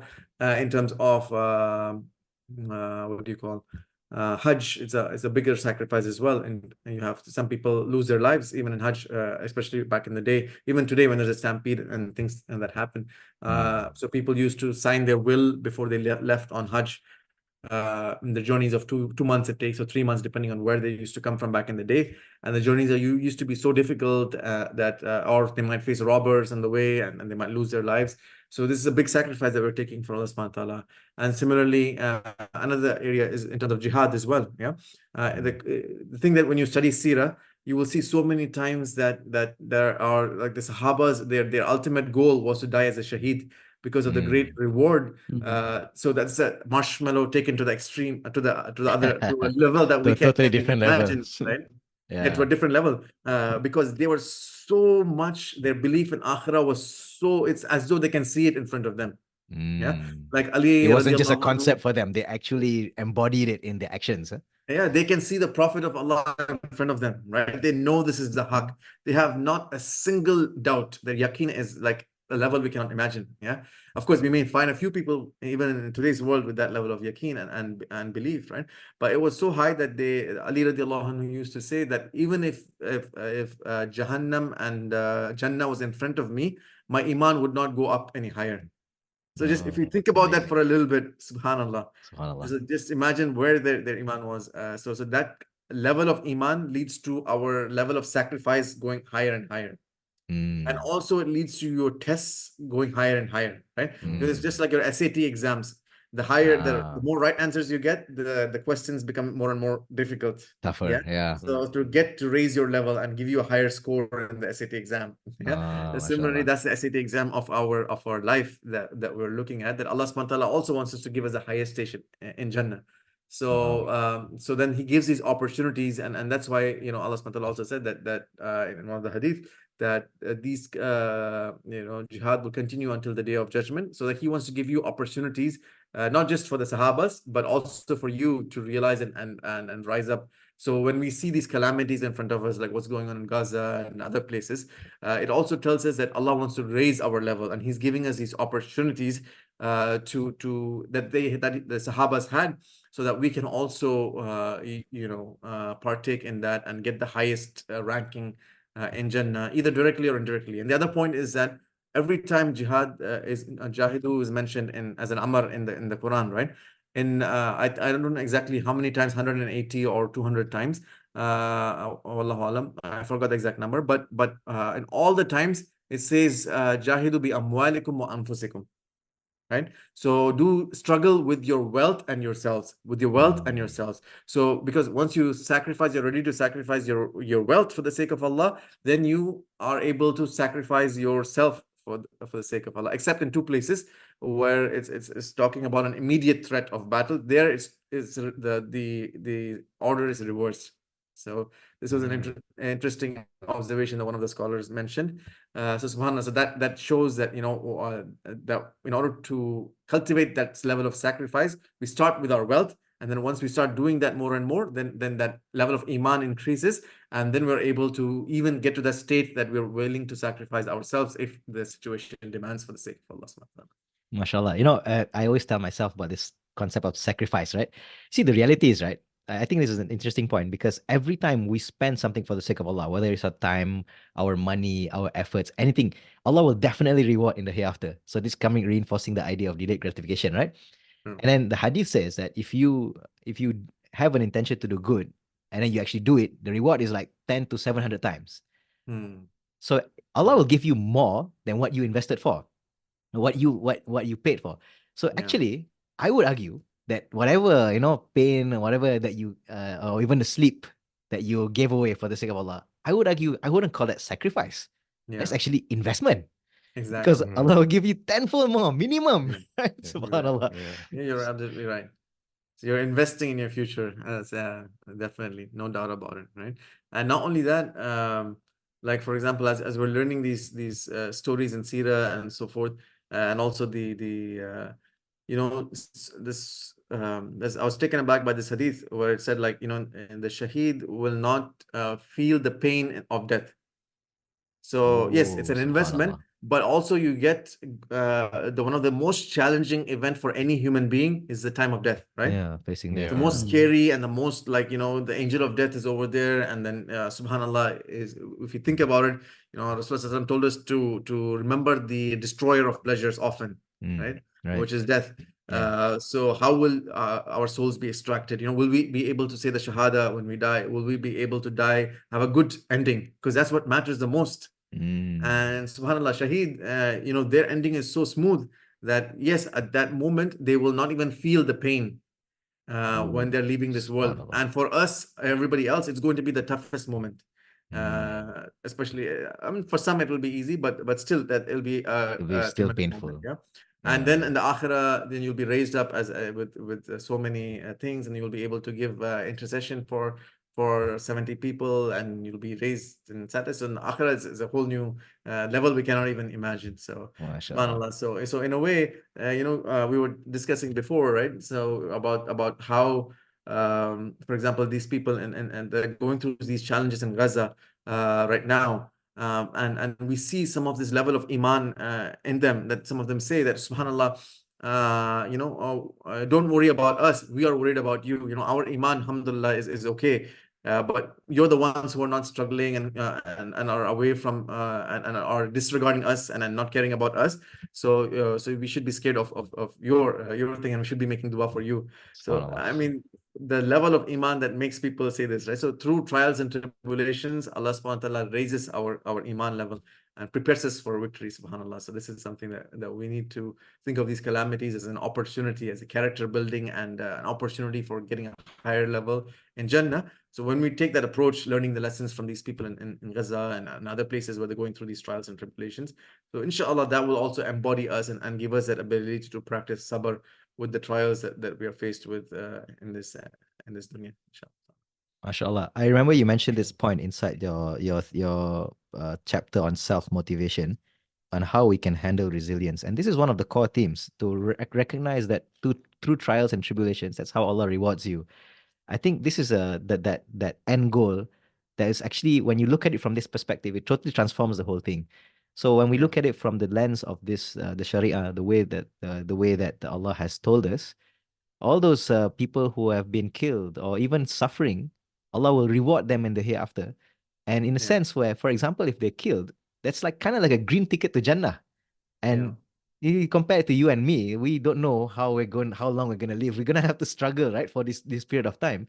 And Yeah. so whereas they get, mashallah, like free, like like the green lane to Jannah, mashallah. Yeah, as long as their intention, innamal a'malu binniyat, as long as that first thing is taken care of, then inshallah, that will be a ticket to them, subhanallah. So yeah, it's amazing how that kind of it changes your perspective, it changes your whole dimensions of different things, and builds that resilience, as we talked about earlier, in terms of dealing with these challenges. And another important thing that we also I think I mentioned it, is about how we can turn crisis into opportunity, right? So that's actually one of the subtopics there. And we look at great examples through our Islamic histories, that we don't look at crisis as crisis, but as an opportunity to for example, some of scholars like Ibn Taymiyyah, he was jailed for many years, right? But he wrote some of the greatest works, Majmu' al-Fatawa, a lot of that he compiled it in his prison time. And he also used to teach, Subhanallah. Ibn Qayyum also joined him in jail for some time. I don't know, knowingly or voluntarily or involuntarily, I don't know. But he used to learn from him in prison, and that was some of his best time that he spent with the shuyukh in prison, right? So Wow. they took it as an opportunity, and we see so many people, even Malcolm X, yeah, when he was imprisoned, and that's when his transformation began. He did not even know how to read or write. He was an alcoholic, drug addict, whatever you name it. He was about to in prostitution, everything, and he was about to die. He said, like, if Allah subhanahu wa ta'ala did not put me in prison, I would have been killed in the streets anytime. So sometimes that can be, that calamity can be a blessing. So prison was a blessing for Malcolm X and so many other people as well. So when he was in prison, he saw some person who was always reading, right? He was taking every book from the library and he was reading and reading, and it's like, wow, I want to be like that person. So then he took books from the library. He didn't know how to read, so he was just staring at them. Yeah. Oh. Then slowly he got a dictionary and he memorized, and he asked help from other people and how to read, and he started memorizing the words until he memorized the whole dictionary. And then Wow. Yeah, I and remember reading then about this. He memorized the dictionary. Subhanallah. yeah, he memorized dictionary, and then he started, like, reading every book he can get his hand on. He started reading, and subhanallah, that kind of transformed him to be one of the most influential people of the 20th century, right? Subhanallah. So subhanallah. So Inshallah. yeah, Wow. so that. Amazing. You mentioned about Ibn Taymiyyah just now. There's a quote that Ibn Qayyim reported that his Sheikh Ibn Taymiyyah said that is in Al-Wabil As-Saib. He says, Ibn Taymiyyah said, "What can my enemies do to me? My paradise and my garden are in my heart. Wherever I go, they are with me and never leave me. And if I'm imprisoned, I have seclusion for worship. And if I'm Mm, killed, it is martyrdom. And if they expel me from my land, it's tourism." So, subhanAllah, it shows that in whatever situation that he finds himself in, there is emotional regulation and patience there, that Mm. he turns a lot of his uh, that into opportunities instead of looking down on what test that he is going through, right? So, subhanAllah, that's a gold standard of self-regulation, I would say. yeah, mashallah. Yeah, Yeah. it's a great quotation, mashallah. I love that quote of Ibn Taymiyyah. It summarizes the whole thing, right? So subhanAllah, Mm. it changes your paradigm and gives you courage. It gives you uh, ability to regulate your fears. Of course, we all might feel fear, but it helps us regulate that fear and be courageous in all our dealings in life. Yeah, just like Imam Nawawi, that's also an example. On Sultan Al-Baybars is a famous personality who was responsible for also defeating the Mongols. So he was one of the important personalities in Islamic history. Now he had a lot of influence after that, and he became an influential ruler. And Imam Nawawi was in his time as well. So, but he would advise this powerful ruler, this in terms of some of the things that he would not agree on, some of the policies, and he would criticize, and he would say that. And sometimes Baber got frustrated, and then he would kind of threaten him, right? He would kind of send him like some threatening email, and then he would write back and say, are you trying to threaten me? Like, I'm only afraid of Allah subhanahu wa ta'ala, or something along those lines. Yeah? So Uh-huh. imagine writing it to in those days, they can execute them in 1 second, right? Yeah, just Go like get the that. guards and then khalas, finish. But Yeah. Yeah. when you know that level of courage, that when you have that realization, that what can my enemies do to me, right? It's Allah subhanahu wa ta'ala who controls everything. So that kind of gives us that stance to do Amr bin al-Ma'ruf and Nahi anil Munkar, commanding good and forbidding evil, which is also something that we don't see being practiced that much if you look at it in our Muslim societies, especially. And Mm. that's one of the reasons why Allah subhanahu wa ta'ala has said it. And Rasulullah sallallahu alaihi wasallam has also mentioned that if we don't do that, then fasad will spread in the earth, right? Mm. Yeah. Mm. If we don't do this important injunction, then even if we don't think that there is going to be an impact if we do that. Now, people will not listen to me. Like I think it's in Surah Al-Araf where it's mentioned, right? Where the people and the Bani Israel, some of them would come and tell them, the people of the Sabt, that don't do this, or what you're doing is wrong. So then another part of the community used to say that, why are you advising them? Right? It's not really going to make any impact. But then they said, so that at least we have a stance in front of Allah subhanahu wa ta'ala, that we we did our part, we did our duty. They listen or don't listen, it's from Allah subhanahu wa ta'ala. But at least we did our duty on what we had to do. So subhanallah.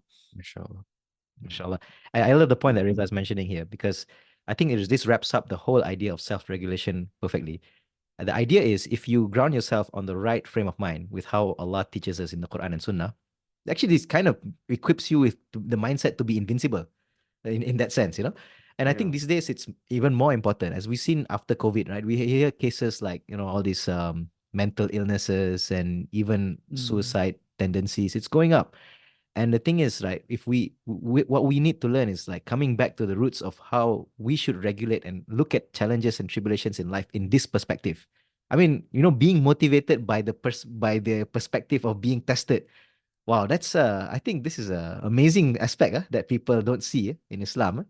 So yeah, it's a wonderful thing.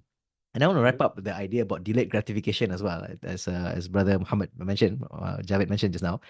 I think people now are recognizing, even those who are detached from religion, even the secular perspective, they look at it that they understand the merits of sacrificing the short term for the long term benefits. And they see value in like delayed gratification in things like, for example, you mentioned like investment, right? Invest now, you spend now, but yeah, the rewards come later.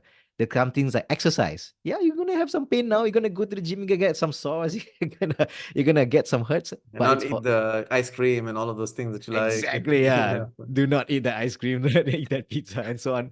But it's for a long term gain. And studies, right? So spend time investing in your development. It's gonna be painful now, but your future self will thank you for it. So people kind of got that idea here. However, their limitation is they only look at it from the dunya, right? In the Islam, you look beyond that, the akhirah, which is even more sustainable. Because the reality is, I think this is an interesting point, because sometimes when you do things in life, you might not see the rewards immediately in this dunya. I think like when you do the right thing, sometimes you see, you know, you don't get the benefits in this. You don't get hailed for being a hero in this dunya. Sometimes, maybe even after you die, people still don't recognize that value, but Allah recognize it. So I think this is a really powerful thing. If people recognize this idea of delayed gratification, the iman in Yawm al-Akhir, wow, amazing. Subhanallah. Yeah. It's amazing. Mashallah. Yeah. MashaAllah.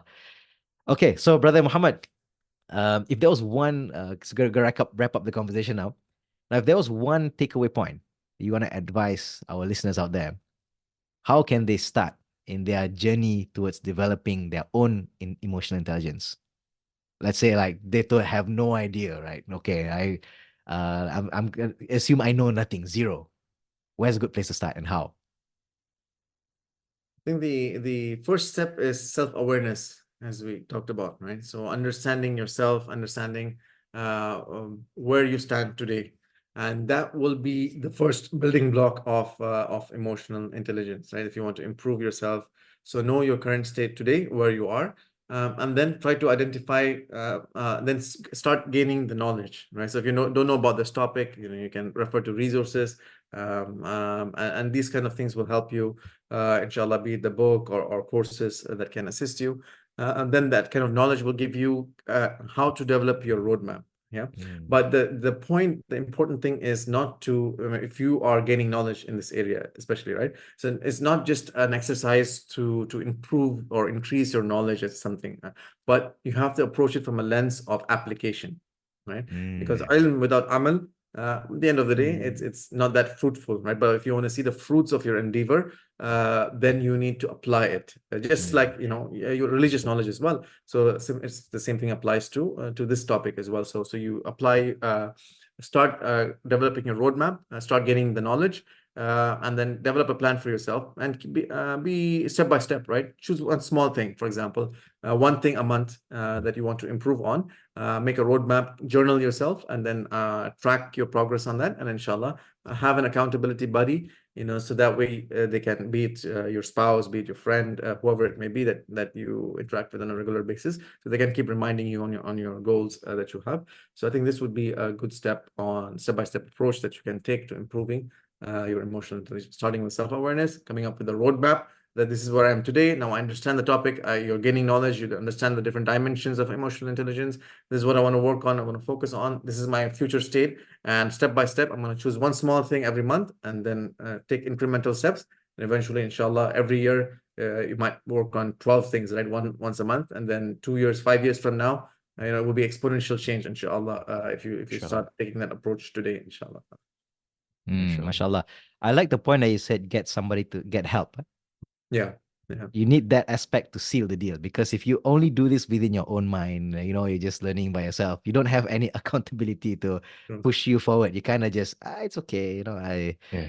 and then you leave it behind. You let go. Exactly. Yeah, you Exactly. let So go. even if you see like the top athletes, right? They have so much talent. They might be really good in their game, but still they take coaches, right? They Yeah. have coaches. So and they have like partners. Like they go train with somebody. For example, if you're a training buddy or something. So that kind of gives you a shortcut, or gives you they know, and they can learn from them in terms of reducing the time that you take from going from point A to your goal, definitely. So also people have already been there, right? People have already accomplished what you have or want to accomplish. Mentors. So you have coaches, you have mentors, you have accountability buddies, and you have like what's an star A, like a all-star team, right? You surround yourself with successful people. People have already done what you want, and you kind of motivate each other, hold yourself accountable. So that's master group, or whatever they call it, right? So these kind of things will, Masterminds. yeah, mastermind groups, yeah. Yeah. So these kind of things will definitely help you as well in terms of shortening the time, and doing everything by trial and error basis. Learn from other people, get the support structure, and that will kind of accelerate your growth in this area. Mashallah. Excellent. Mashallah. Barakallah feek. Okay, so Brother Muhammad Javed, so with the work that you do, with the books that you write, and the kind of contributions that you have, what legacy do you want to leave behind? One of the things that I reflect on is I believe it was Umar ibn al-Khattab radiallahu anhu who asked his companions, I think when he was a Khalifa, some of his Sahaba were there, and then he asked him, like, if you were to ask Allah subhanahu wa ta'ala for something, what would it be? And different Sahabas were coming up with different things, right? So one of them said, if we had like, this much amount room full of gold, inshallah, we can spend that for the path of Allah subhanahu wa ta'ala. Another one was saying, if we had this power, or we had this tools, then we can accomplish great things. So Umar bin Khattab heard all of that. Then he said, if I had 4 people in the caliber of Abu Abdullah bin al-Jarrah, Abu Ubaidullah bin al-Jarrah, and a few other 3 more companions, Qaqa, I think, was one of them, and 2 more companions he mentioned, that's what I would ask for Allah subhanahu wa ta'ala. So we see the importance of leaders, right? Leadership development from this and throughout many other aspects of the deen. So what it's not the quantity that matters, but it's the quality of people. So if we can develop even like 4 people, right? So each one of them is like 1,000 people, right? So when another general, Saad bin al-Waqqas, asked for reinforcement, he sent Kaka. So he said, I'm sending you 1,000 reinforcements, right? So that's the Very value famous of leadership development. So the legacy that I wanted to leave behind is to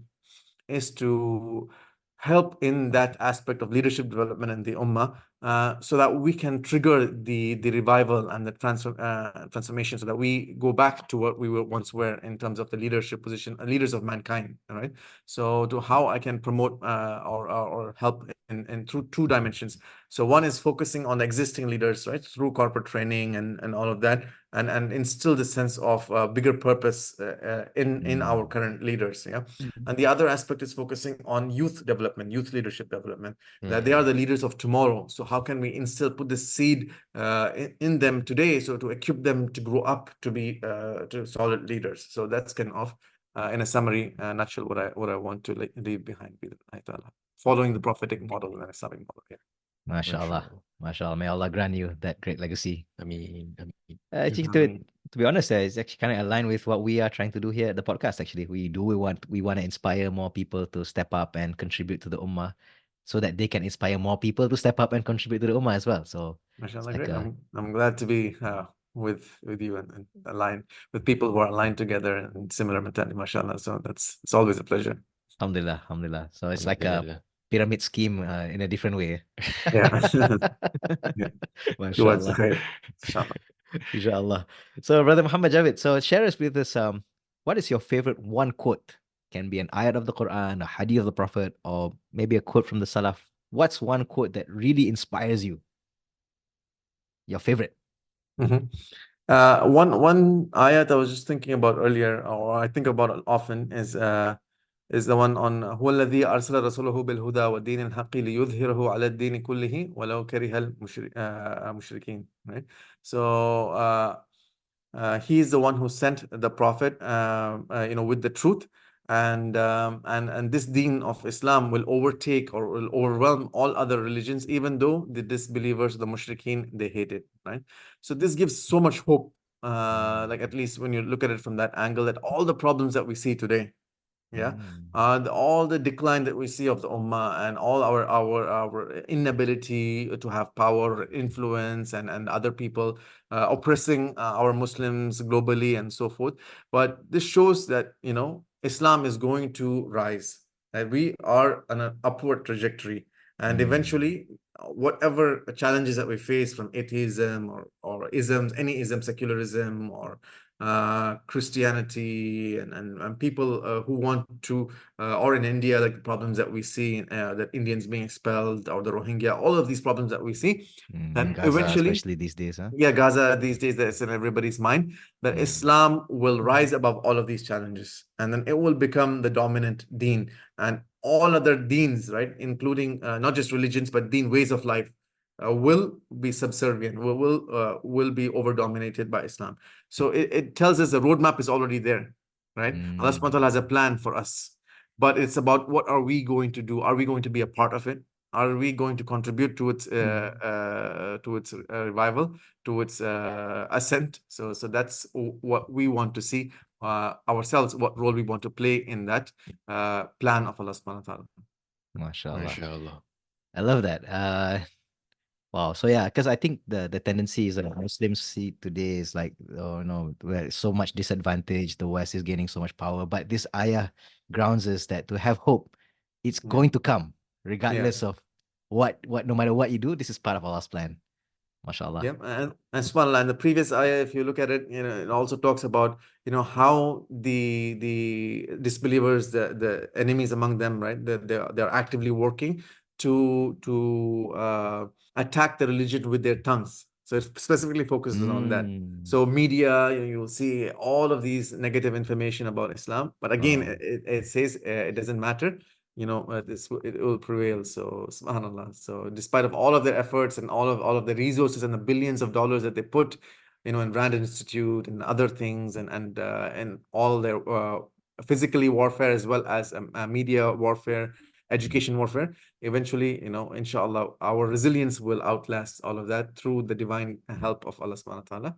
And so we need to make sure that we are part of it, right? We don't stay on the sidelines and regret later, like in the hijrah, when some of the sahabas, they stayed in Mecca, right, for whatever reasons, and then they later on they regretted that. And they will want to beat their later on, when Makkah was opened, and then they saw the other Sahabas who had migrated to Medina. They were so much ahead of them in terms of they were with Rasulullah Sallallahu Alaihi Wasallam for all of these years, and some of them wanted to, like, even like hit their wives because they were so frustrated. Oh, I missed out on all of this. But subhanallah, so that's the thing that Allah subhanahu wa ta'ala says. Sometimes your spouses and your children can be enemies in one of the one ayahs mentioned, right? So it's that.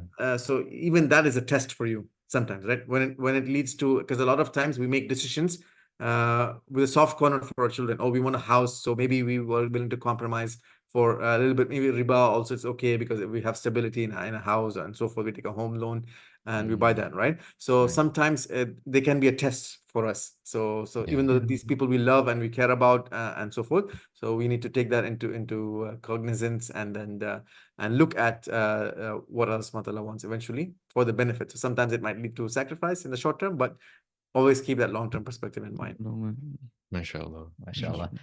It inspires me a lot when you share this as well. It's like, so what we're doing now, we hope that whatever we do, we inspire people to become better leaders, who inspire better leaders.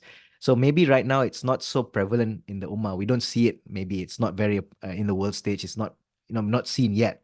But we hope that little works like this will inspire the youth, and that they will inspire their youth. And then, maybe through small pockets of barakah, Allah will pack in everyone, inshallah.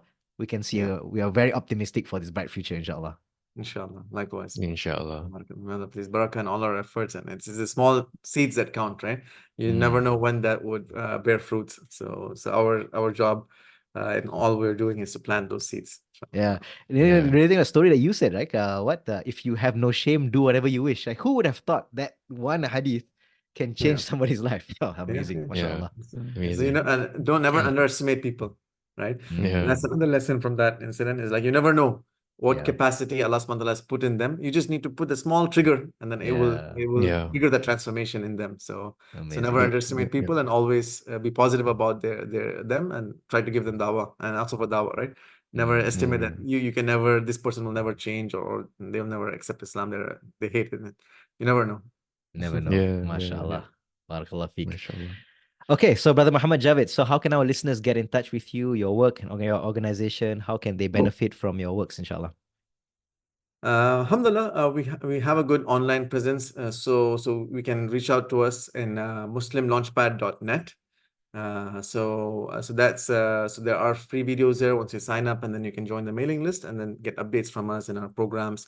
So there's also a few programs that we have. One is a training course. So there are free training as well available, short courses. But if you want a more long-term training, we have a more detailed program giving you the step-by-step strategy of becoming more emotionally intelligent the prophetic way. So that's available in that website, as well as email muhammad@muslimlaunchpad.net.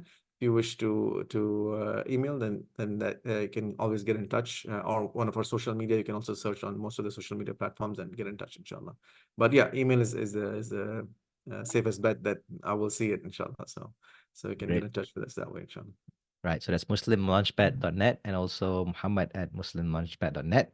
And of course, don't forget to get Brother Muhammad book published by Dakwah Corner.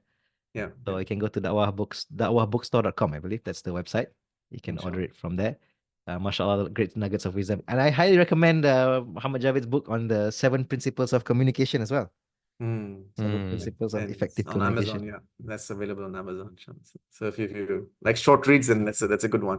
Yeah. That was like what, 60 pages, was it, brother? Yeah, it's around 60 pages. So yeah. So Very nice. Okay, so wrapping up this discussion, opening up for the brothers now. Any thoughts? Any closing thoughts, brothers? Yeah, I like the way how emotional intelligence actually everyone is responsible for their own development. It's about self-discovery, right? And therefore, work needs to be done on yourself to understand yourself so that you can use this tool for good, right? So there's amazing gems there that we can really implement in our lives step by step, inshallah, to become better Muslims, better human beings in general as well. So, mashallah, jazakumullah khairan again for coming on the show and exposing the talking about this emotional intelligence. Jazakallah khairan. Barakallah feek, Brother Rizan. Appreciate it. It's been my pleasure, alhamdulillah, and connecting with you guys and the great work that you all are doing as well, mashallah. So it's something great, alhamdulillah. Alhamdulillah. MashaAllah. Oh, Brother if Aziz? it's for me, just thank you for your time and jazakallahu khairan for the input. And inshallah, can we have a second session about nurturing our as a parents to our children regarding this topic? Oh yeah, Inshallah. yeah. Yeah, let's take it further, inshallah. Yeah. Yeah, so what Aziz is referring to is that a conversation we had just before we click record. So we're just discussing with Brother Muhammad Javed, like one of the things that we would love to have to discuss is that how can we how can we raise emotionally intelligent children? Guys like this guy here, this super bro here, right? So how can we raise emotionally intelligent children? Because learning about it and practicing it is one thing, but how do you deal as a leader, as a parent, in a way that can nurture these qualities in others? I think that's a pretty interesting topic that I think a lot of people want to learn, actually. Yeah, Yeah. definitely. Yeah. So putting that in a tank for our next discussions, inshallah. Inshallah, we'll look forward to it. Bismillah ta'ala. MashaAllah. May Amazing. Allah bless your son. Alhamdulillah. I mean, okay, so mashallah. So that ends our discussion for today. Jazakallah khairan. Thank you once again, Brother Muhammad Javed, for spending your time with us. So may Allah Azza wa Jal grant great barakah in everything that we discuss.